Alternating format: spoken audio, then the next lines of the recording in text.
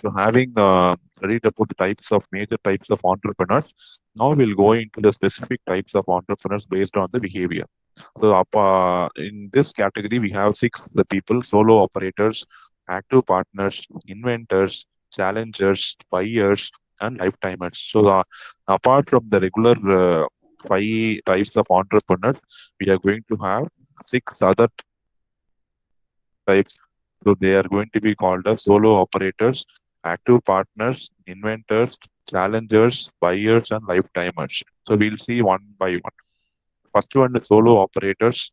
So they are going to, as the name indicates, solo means single, right? So they are going to operate alone. They are going to work all alone. It's a single man army, and they are not going to employ people. Worst case, they will employ very few employees to assist them. In most of the cases, they are going to work only alone. So most of the entrepreneurs will start their business like this only, and because they want to establish the company on their own without employing people. So example is freelancers. Freelancers are people who most of this type of strategy. They are going to work all alone. They don't have any employees, and worst case, they are going to employ very few employees for their work.